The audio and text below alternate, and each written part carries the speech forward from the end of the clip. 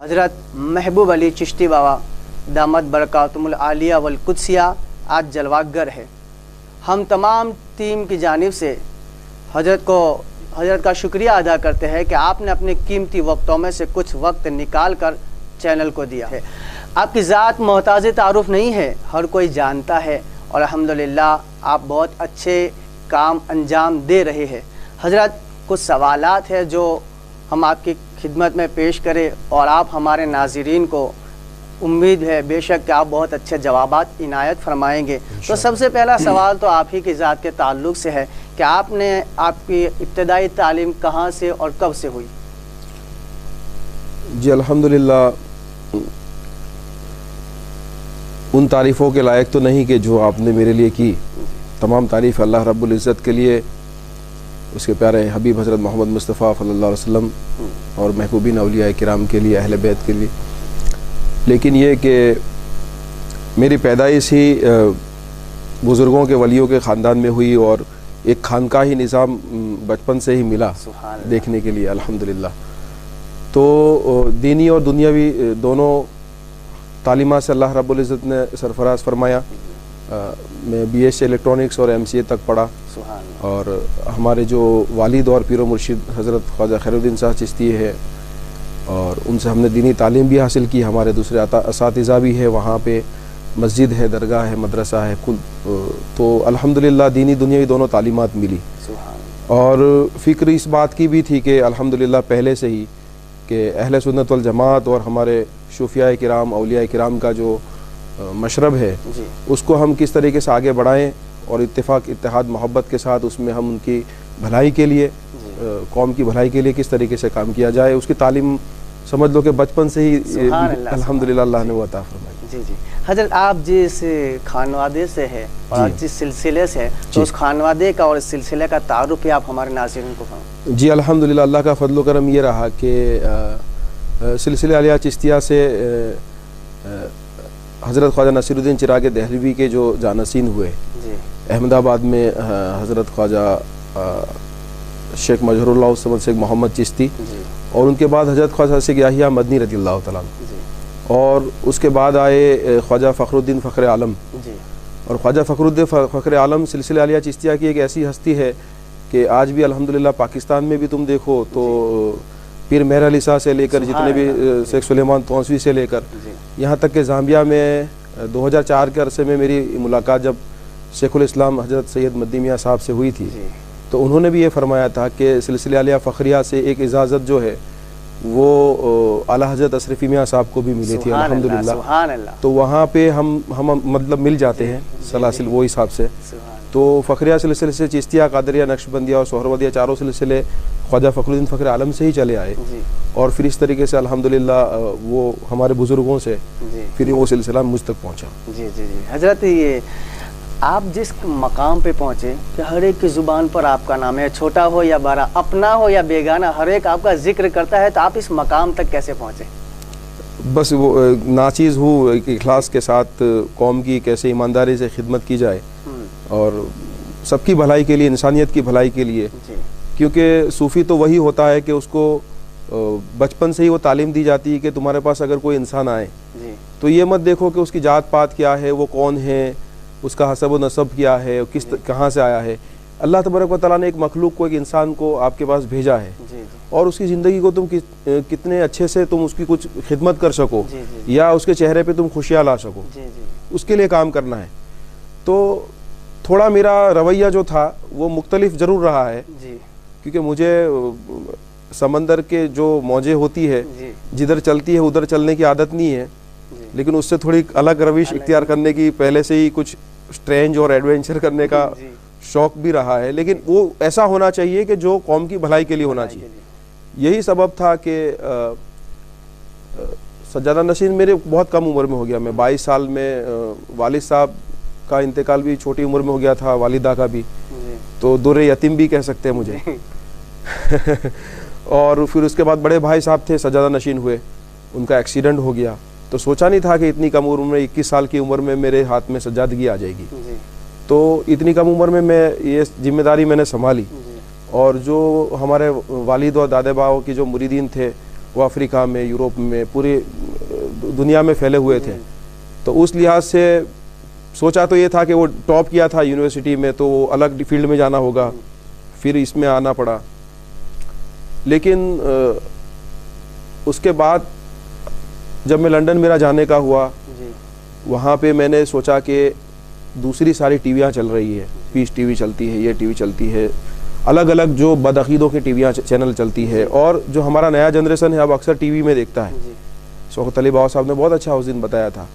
تو اب یہ چیزوں میں اب ہمارے پاس موبائل شروع ہو گیا. اب ایسے عالم کے اندر اگر ہم اسلامک چینل قرآن شریف سے، حدیث شریف سے، شریعت کے طریقت کے اماموں کی روشنی میں صحیح عقائد ہم نہیں بتائیں گے تو وہ جو بچے ہیں وہ غلط چیزیں دیکھیں گے، وہ گمراہ ہوں گے. تو ضرورت ہے کہ ایمان کی، عقیدے کی تحفظ کی جائے.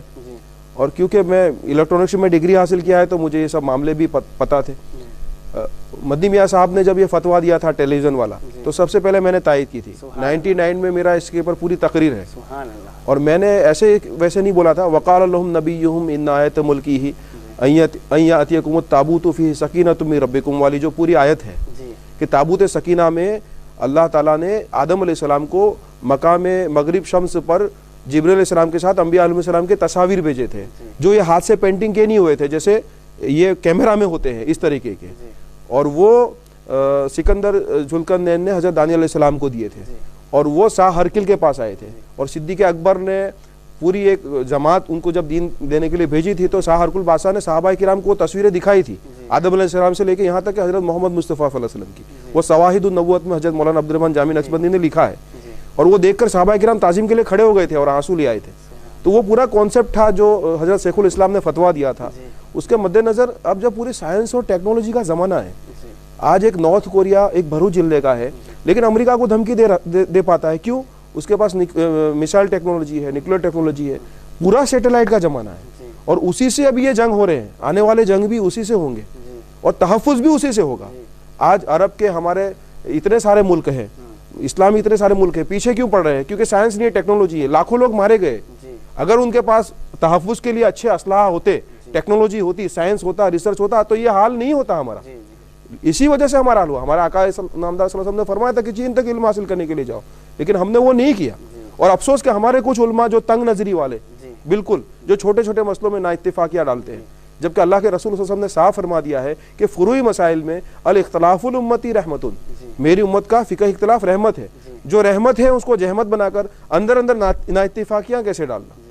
ٹھیک ہے، ابھی میں جو کام کر رہا ہوں کہ سب پوری دنیا جانتی ہے کیوں مجھے سب پیار کرتے ہیں کہ میں اہل سنت والجماعت کے لیے کام کر رہا ہوں، صوفیاء کرام تمام سلاسل کے لیے کام کر رہا ہوں. میں یہ نہیں دیکھتا ہوں کہ یہ کون سے سلسلے سے ہے، میں یہ دیکھتا ہوں کہ سنیت کا کام ہوتا ہے، دین ہوتا ہے، دین کا کام ہو رہا ہے، ہمارے مسلک اور مشرب کا کام ہو رہا ہے.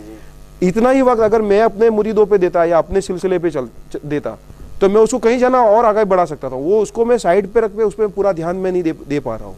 2009 میں الحمدللہ اس کے بعد امہ اسلامک چینل وہاں شروع ہوئی اور آج 165 دیشوں میں اس کا براڈ کاسٹنگ ہوتا ہے. لیکن میں کبھی اسٹوڈیو میں نہیں گیا. یہ تو الحمدللہ حضرت کی محبت تھی، شوکت علی بابا کا بہت یہ تھا تو میں آیا، ورنہ میں یہ سب چیزوں میں مجھے اس کا شوق بھی نہیں ہے. اور آپ جانتے ہیں کہ وہ میڈیا والے پیچھے بھاگتے رہتے ہوتے ہیں، ایسا عالم ہوتا ہے. لیکن الحمدللہ اس میں بھی کامیابی ملی. اور یہ روش حضرت شیخ الاسلام کے فتوے سے بہت اچھا ہوا کہ لوگوں میں تھوڑا سمجھ آئی. ورنہ وہ تنگ نظری کہ بھائی یہ حرام ہے، یہ حرام ہے، اسی میں ہم پڑے رہیں گے تو ہمارا جو جنریشن ہے وہ آگے کیسے بڑھے گا، زمانے کے ساتھ قدم سے قدم ملا کر کیسے چل پائیں گے، ہم مقابلہ کیسے کر پائیں گے. تو یہ الحمدللہ یہ ساری سوچیں تھی اور پہلے سے ہی میری تھی. جب یہ اس پر میں نے خطاب کیا تھا جب میری عمر 24 سال کی تھی. میری پوری تقریر ہے جب 24 سال کی عمر تھی، جب میں نے یہ سبجیکٹ پر کوئی بولنے کی ہمت نہیں کرتا تھا، لیکن الحمدللہ ہم سامنے آئے تھے. اس کے بعد پھر جب میں نے گورنمنٹ سسٹم میں دیکھا کہ بھئی گورنمنٹ سسٹم میں ہمارا سنیوں کا تو کچھ ہے ہی نہیں. ملک آزاد ہوا 1950 سے لے کر اب تک ہوا، ہر سماج اپنے لیے لڑ رہا ہے کہ گورنمنٹ میں اس کو ریپریزنٹیشن ملے، اس کے منسٹرز ہو، اس کے چیئرمین ہو، اس کا انفلوئنس ہو. کیونکہ گورنمنٹ سسٹم سے ہی آخر تو ہم ساری نظامت ہمارے ہاتھ میں ہوتی ہے. ہم کو اگر مدرسوں کا، مسجد کا، خانقاہ کا نظامت کرنی ہے، قبرستان کا نظامت کرنا ہے، دارالعلوم ادارہ، تو آخر میں وقف بورڈ میں جائے گا. کہیں نہ کہیں گورنمنٹ سسٹم کا وہاں دخل ہوتا ہے. ہماری کتنی ادارے جو تھے وہ بدعقیدوں کے پاس چلے گئے. کیوں چلے گئے؟ اس لیے چلے گئے کہ ہم سسٹم میں نہیں تھے. تم آج دہلی میں جا کے دیکھو تو بڑے بڑے شاہی مقبرے، اس کی ملکتیں، اس کی زمینیں، آج بدعقیدوں نے وہاں مسجدیں بنا لی ہے، آج انہوں نے وہاں اپنے ادارے بنا لیے اور ہم سوئے رہے. وہ سسٹم میں کافی چینج کرتے آئے. مطلب ہم سنی 75% ہے ہندوستان کے اندر, پھر بھی ہمیں ہمارا حق 1950 سے لے کر آج تک نہیں ملا. ہمیں کسی کا حق نہیں چاہیے. کچھ لوگ مجھے کہتے ہیں کہ بھائی یہ تو فرقہ پرستی کرتے ہیں, سنیت والی باتیں کرتے ہیں, تو میں ان کو کہتا ہوں میں نے یہاں فرقہ پرستی کی کہاں بات کر رہا ہوں. آدیواسی نیتا اس کے لیے لڑ رہا ہے, شیڈیول کاسٹ والا ہریجن سماج کا نیتا اس کے لیے لڑ رہا ہے, پاٹیدار اس کے لیے لڑ رہا ہے, کولی اس کے لیے لڑ رہا ہے. میرا سنی سماج 75% ہے. میرے سنی سماج میں ایک بھی آتنکوادی نہیں ہے, پوری دنیا میں ایک ٹیررسٹ نہیں ہے. الحمدللہ امن اور محبت کا, سچائی کا, انسانیت کا پیغام دے رہا ہے. ٹھیک ہے, وہ سنی کو اس کا حق نہیں مل رہا ہے, نہ گورنمنٹ سسٹم میں مل رہا ہے, نہ اس کے ادارے, اور وہ یہ ہو رہا ہے کہ جو اس کا ہے وہ بھی جا رہا ہے. تو پھر ضرورت تھی کہ سسٹم میں جائے, سسٹم میں بتائے کہ کیا ہے. دوسرا, سب مسلمان کو گورنمنٹ سسٹم کو پتہ نہیں ہے. ہر مسلمان کو سب ایک نظر سے دیکھتے ہیں. کوئی کہیں بام بلاسٹ ہوتا ہے, کوئی ٹیررسٹ گھٹنا ہوتی ہے, کوئی بیچارہ تمہارے میرے ایسا داڑھی ٹوپی والا جاتا ہے, بولے یہ لوگ چل رہے ہیں. گورنمنٹ سسٹم میں, انٹیلیجنس ڈپارٹمنٹ میں اس کا فرق نہیں تھا. اس کی وجہ سے جو ہمارے لوگ, جو بے قصور لوگ ہیں, ان کو بھی شک کی نظر سے دیکھا جاتا تھا, ان کو بھی تکلیفوں کو برداشت کرنا پڑتا تھا. تو سسٹم کو میں نے اس کے لیے اویئر کیا, نہیں جاگروتی آئی. اس کے بعد ورلڈ صوفی فورم ہوا, الحمدللہ اس کے لیے بھی ہم نے پورا تعاون کیا. تو اس سے کیا ہوا کہ international media, national media, government system, police department, I B department, سب کو یہ سمجھ آنے لگا. اور ابھی تو اویئرنیس اتنی بڑھ گئی کہ ہر ہفتے کوئی نہ کوئی نیوز پیپر میں آپ کو اس کا آرٹیکل ملے گا کہ صوفیزم کیا ہے. کوئی نہ کوئی چینل پر یہ آرٹیکل ملے گا کہ بھائی ٹیررزم کہاں ہے. تو الحمدللہ ضرورت تھی کہ ہمارے جو مسلک کے لوگ ہیں ان کی حفاظت بھی کی جائے, صحیح پیغام دی جائے, اور سسٹم کو بھی اس سے اویئر کیا جائے تاکہ بلیک اور وائٹ میں تمیز کیا جا سکے. یہ بہت ضرورت تھی, اور اس کے لیے گورنمنٹ سسٹم میں جانے کی ضرورت ہے. ورنہ میں بھی دوسرے پیرانے طریقے کی طرح کباب بریانی کھا کر, پھول کا ہار پہن کر آرام کر سکتا. ابھی یہ جو میری زندگی ہے وہ ایسا نہیں ہے. آپ کو میں پرسنل بات بتاؤں کہ آرام سکون والی زندگی ہے. در بدر بھاگنا پڑتا ہے, طرح طرح کی باتیں سننا پڑتی ہے, الزامات برداشت کرنے پڑتے ہیں. اتنے کم وقت میں مجھے ہارٹ کی تکلیف ہو گئی, پریشر کی تکلیف ہو گئی, کتنی ساری تکلیفیں, بیماریاں ہو گئی. یہ عمر بیماریوں کی نہیں ہے, پھر بھی کیوں ہے, دوڑ بھاگ ہوتا ہے, پریشر ہوتا ہے. کچھ لوگوں کو لگتا ہے کہ بھئی یہ ریڈ لائٹ میں گھوم رہے ہیں تو یہ بہت آرام اور سکون والی زندگی میں گھوم رہے ہیں, لیکن اللہ ہی جانتا ہے کہ ہماری حالت کیا ہے. اور وہ جو زندگی تھی وہ تو آپ سب جانتے ہیں کہ کتنی آرام اور سکون والی زندگی ہے. چاہے وہ مسلمان کے پیر ہو, چاہے ہندوؤں کے گرو ہو, لیکن دھرم گروؤں کی لائف جو ہے ابھی وہ تو الحمدللہ آپ سب سمجھتے ہیں کہ کتنی ہے. لیکن وہ سب چیز چھوڑ کے بھی آج ہم میدان میں آئے, اور خطرے والی زندگی ہے ساتھ میں.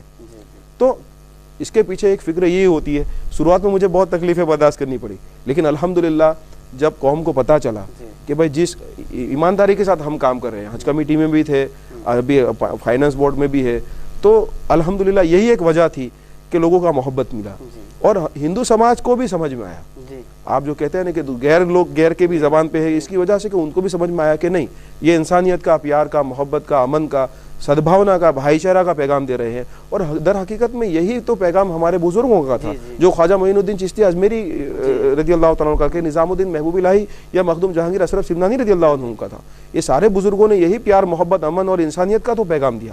اور یہ بہت ضروری تھا کہ ہمارا کوئی آدمی ان کی سوچ کو بدلے, ان کی فکر کو بدلے. اور ایک گندی اور نجیس جو چیز ذہن میں بد گھس گئی ہے کہ بھائی داڑھی اور کرتا والا یہ ہوتا ہے, وہ ہوتا ہے. الحمدللہ حضرت آپ نے اپنے بزرگوں کے راستے کو اختیار کیا ہے, اور آپ اس راستے پر چل کر خدمت خلق انجام دے رہے ہو. اور آپ یہی, اور وہی مشرب تھا کہ ان کی بارگاہ میں لوگ روتے ہوئے آتے تھے اور ہنستے ہوئے جاتے تھے. جیسے کہ جب بات چھیڑی ہے تو میں حضرت بایزید بستامی کا ذکر کر دوں کہ آپ کا مقام صفحہ اولیاء میں ایسے ہی ہے جیسے ملائکہ میں سیدنا جبرائیل علیہ السلام کا ہے. تو آپ رات کے وقت جو ہے عبادت کر رہے تھے, اب عبادت تو رب کی کر رہے تھے نا. اور یہ اشرفی چینل کے ناظرین اور تمام سامعین کو یہ سوچنا چاہیے کہ ہمارے بزرگان دین کا بھی یہ مشن تھا کہ وہ ان کی بارگاہ میں کوئی بھی آتا, مگر وہ آتا تو اپنے دل کی دنیا کو بدلتا جاتا ہوا تھا. تو حضرت بایزید بستامی رات میں عبادت کرتے ہیں, پڑوسی کے گھر سے بچوں کے رونے کی آواز آئی. آپ نے سلام پھیر کر بیوی سے کہا کہ اب اس وقت ہمارے گھر کے پڑوسی کے بچے روتے کیوں ہیں, جا کے دیکھو. بیوی نے دستک دی, کہا تو دیکھا کہ بچوں کے جو ہے اندھیرے کی وجہ سے رو رہی تھی, چراغ نہیں تھا. تو بیوی نے آ کر بتایا کہ حضرت اندھیرا ہے تو اندھیرے کی وجہ سے رو, آپ کے پاس بھی ایک ہی چراغ تھا, اٹھا کر دے دیا. آپ نے پوری رات اندھیرے میں عبادت کی. دوسرے دن اس کو کہنے کی ضرورت نہیں پڑی, شام ہی سے انتظام کر کے رکھ دیا.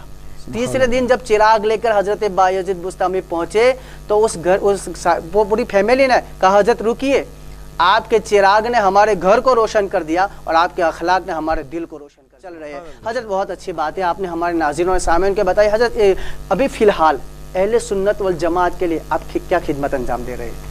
جی میں اس سے پہلے حج کمیٹی میں چیئرمین رہا جی، اور الحمدللہ حج کمیٹی میں جب میں رہا تو وہاں بھی کافی ہم نے تبدیلیاں کی۔ جی، جیسے پہلے جو حاجی ہوتے تھے قریب 5000 کے قریب حاجی ہوتے تھے، ان کی خدمت میں صرف کوئی ایک ہی گورنمنٹ مسلم آفیسر جاتا تھا، لیکن اس کے بعد میں نے گورنمنٹ میں چیف منسٹر صاحب سے سب سے بولا آج ابھی یہ وقت ہے کہ الحمدللہ 30 گجرات کے مسلم آفیسر حاجیوں کی خدمت میں جاتے ہیں ہر سال، گورنمنٹ کے خرچ سے جاتے ہیں، اور پوری سسٹم میں کافی تبدیلیاں وہاں ہوئی۔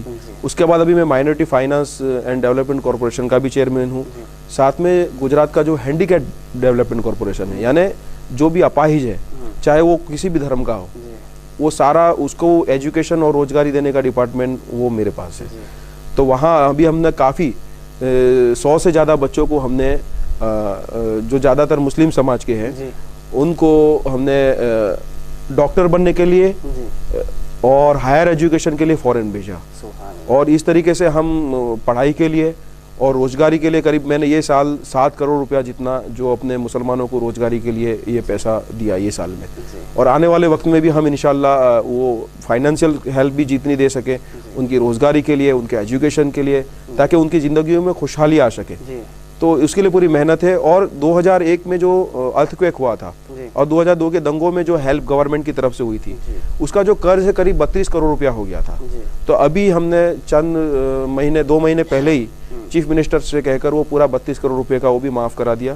تو یہ سسٹم میں رہ کر ان کو فائنینشیلی کتنی ہیلپ کی جا سکے ان کے ایجوکیشن کے لیے، ان کی بھلائی کے لیے، اور گجرات میں جہاں بھی اس طریقے کی ضرورت پڑتی ہے تو الحمدللہ کسی بھی ڈپارٹمنٹ میں، دوسرے ڈپارٹمنٹ میں بھی جو اپنی کمیونٹی کو کام ہوتا ہے تو الحمدللہ ہم ایک برج بن کر کام کرتے ہیں۔ ساتھ میں دوسرا یہ ہوتا ہے کہ جہاں بھی ہندو مسلم کا یا کوئی ایسا انبناؤ کا پرابلم ہوتا ہے، جیسے کہ بھی ہاسوٹ میں ہوا یا اولپاڑ میں ہوا تھا یا باڈولی میں یا جہاں بھی ہوتا ہے، تو وہاں بھی ہم سسٹم کے ساتھ ایکٹیو ہو کر وہاں امن کو کیسے برقرار کیا جا سکے اور تحفظ کے لیے، سلامتی کے لیے کیا قدم وہاں اٹھایا جا سکے، تو اس میں بھی ہم الحمدللہ ایکٹیو رہتے ہیں۔ تو یہ کام جو ہے وہ سسٹم میں رہ کر اتنا کیا جا سکتا ہے، اور ہم کسی بھی عقیدے کے خلاف، کسی بھی کمیونٹی کے کسی مذہب کے خلاف یا اس کی دشمنی پر کام نہیں کرتے۔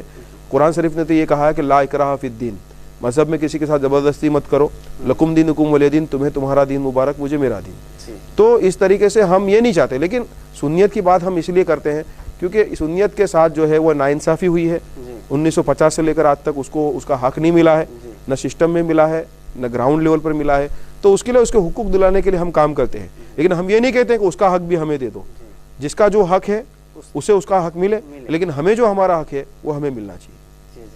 حضرت جب ابھی فی الحال مسلمانوں کے لیے مختلف مسائل پیش آتے ہیں تو ایسے حالات میں آپ قوم مسلم کو کیا میسج دینا چاہیں گے؟ یہ سب سے بڑی زیادہ ضرورت کی بات یہی ہے کہ سب سے پہلے تو ہم کو صراط مستقیم پر چلنا چاہیے، اس کا صحیح علم حاصل کرنا چاہیے، اس پر عمل کرنا چاہیے، اور یہ وہی راستہ ہے کہ جس پر ہمارے پیارے نبی حضرت محمد مصطفیٰ صلی اللہ علیہ وسلم سے لے کر صحابہ کرام، اہل بیت اور ائمہ مجتہد حنفیہ، صافیہ، مالکیہ، حنبلیہ اور چشتیہ، قادریہ، نقشبندیہ، سہروردیہ، احمدیہ، شاذلیہ، رفعیہ، کل اولیاء کرام جتنے بھی ہیں اور وہ سلسلے ہیں اور وہ سلسلوں کی شاخیں ہیں، الحمدللہ وہ ہمارے بزرگان دین کی جو روش تھی جو صدیوں سے چلی آئی اسی کو ہم پکڑ کے رکھیں، کیونکہ اگر پہاڑ سے اگر کوئی ندی نکلتی ہے، کوئی دریا نکلتا ہے تو وہی سمندر تک پہنچتا ہے کہ جو شروع سے لے کر جو چلا آ رہا ہے اسی کو پکڑ کر رکھتا ہے، وہی سمندر تک ملتا ہے، اگر نہیں کوئی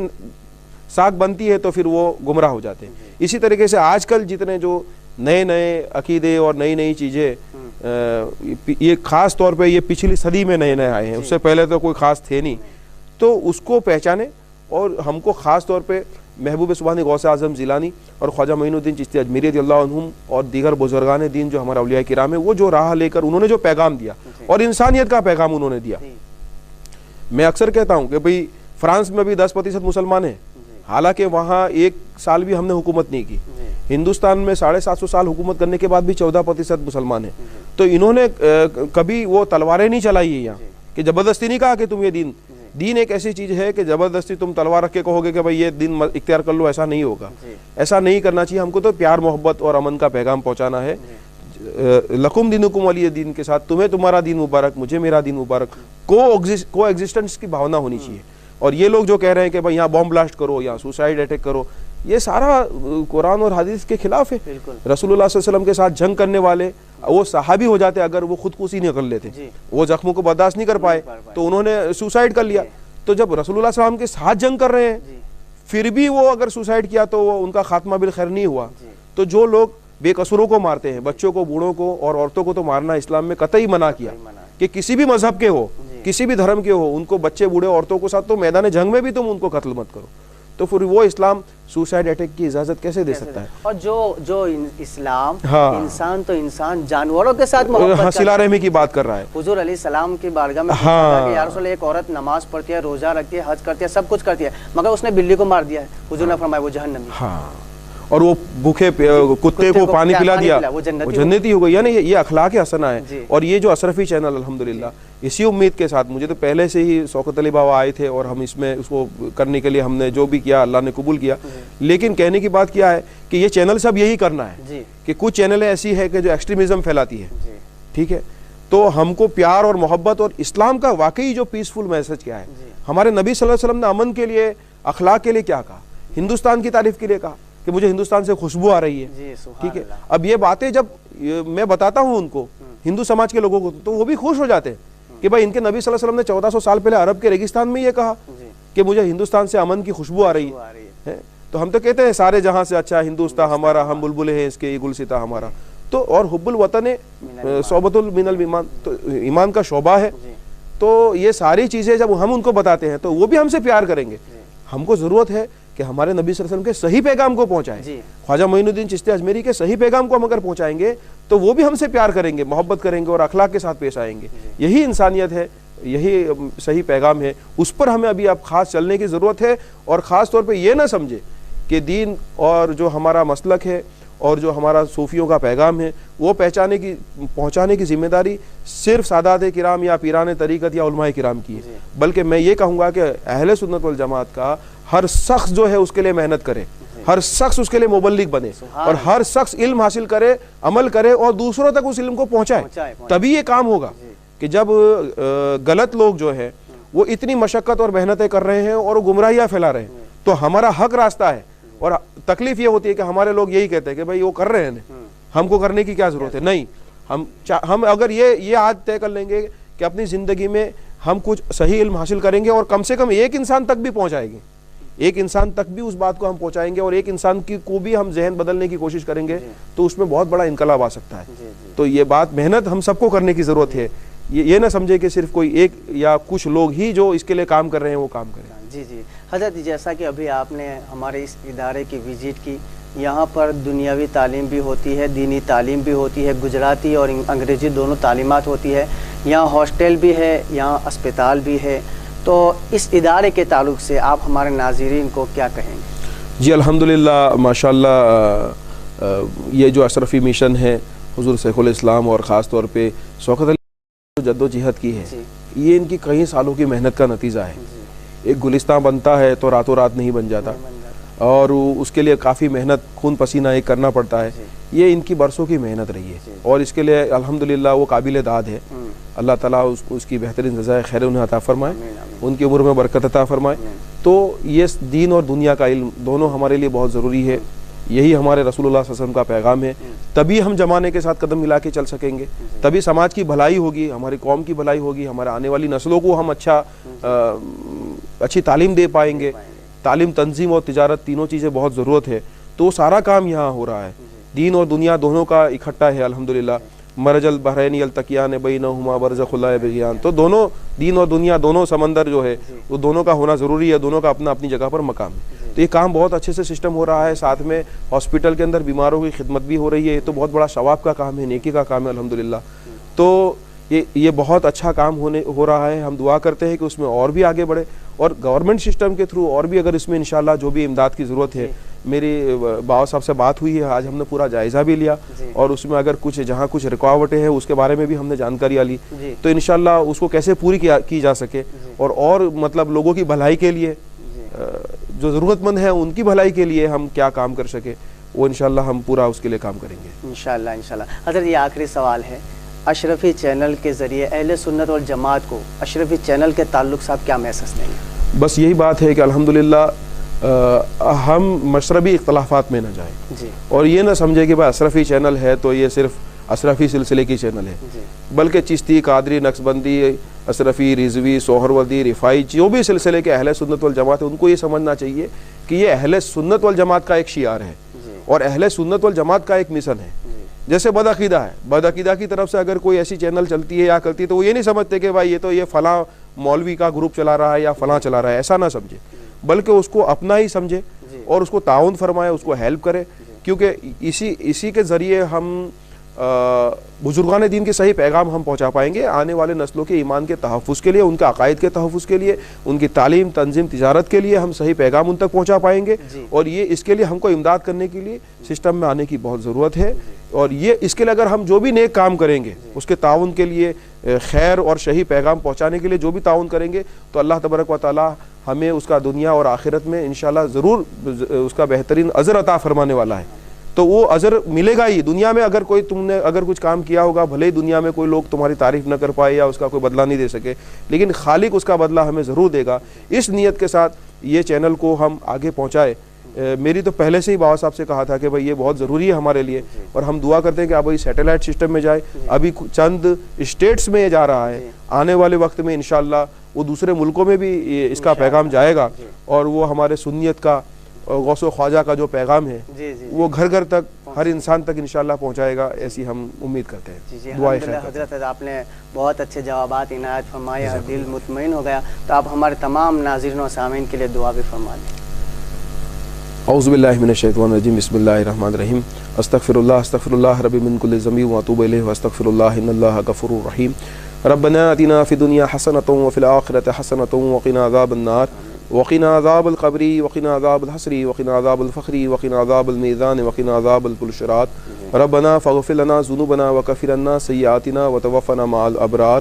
یا الہ العالمین, یا غفور رحیم, یا ستار العظیم, تیرے فضل و کرم سے, تیرے رحم و کرم سے, تیرے پیارے حبیب احمد مجتبیٰ محمد مصطفیٰ صلی اللہ علیہ وسلم کے توسل سے تمام مرسلین, پیغمبران اولو العزم, انبیاء علیہ السلام, اہل بیت, ازواج مطہرات, کل ذریات, صحابہ کرام, تابعین, تبع تابعین, ائمہ مجتہدین حنفیہ و شافیہ, مالکیہ و حنبلیہ, جملہ اولیاء کرام سلاسل چشتیہ و قادریہ و نقشبندیہ و سہروردیہ و احمدیہ و سازلیہ و رفاعیہ, کل اولیاء کرام کے توسل سے, محبوب سبحانی خواجہ معین الدین چشتی کے توسل سے, الہ العالمین ہم تمام کے صغیرہ اور کبیرہ گناہوں کی مغفرت عطا فرما. اہل سنت والجماعت کو تمام کو صحیح صراط مستقیم پر قائم و دائم فرما. علم و عمل میں ترقی عطا فرما, عشق و محبت میں ترقی عطا فرما, فرائض اور سنتوں پر عمل کرنے کی نیک توفیق رفیق عطا فرما, آپس میں اتفاق, اتحاد اور محبت عطا فرما, تمام انسانیت کی بھلائی کے لیے کام کرنے کی نیک توفیق رفیق عطا فرما, تمام سماجوں کے لیے اور پورے ملک کے لیے, ملت کے لیے بھلائی کے کام کرنے کی نیک توفیق رفیق عطا فرما. پروردگار عالم جو بھی ہم میں حسد, بغض, کینہ, برائیاں, نا اتفاقیاں, جو بھی خرابیاں ہماری علمی عملی زندگی میں ہو, پروردگار عالم تو پھر اپنے حبیب صلی اللہ علیہ وسلم کے ان تمام کمیوں کو دور فرما دے اور ہمیں ہدایت عطا فرما. جو بھی دعائیں تیرے پیارے حبیب صلی اللہ علیہ وسلم نے خیر و عافیت کے لیے تو سے طلب فرمائی ہے, اے پروردگار عالم ان تمام دعاؤں کو ہم خطا کاروں کے حق میں بھی صرف قبول عطا فرما. اور جو پناہیں تیرے پیارے حبیب صلی اللہ علیہ وسلم نے شیاطین, نفس, آفات, بلیات اور بدعقیدگی سے کے تحفظ کے لیے طلب فرمائی ہے, اے پروردگار عالم ان تمام پناہوں کو بھی ہمارے حق میں شرف قبول عطا فرما. تجھے کرم کرتے نہیں لگتے بار, اے کریم نہ مایوس ہو تجھ سے امیدوار. وصلی اللہ تعالی علی خیر خلقہ و نور عرشہ افضل الانبیاء والمرسلین حبیبنا و سیدنا و سندنا و شفیعنا و طبیب قلوبنا و شفاء صدورنا و مولانا محمد و علی آلہ و صحابہ اجمعین برحمتک یا ارحم الراحمین.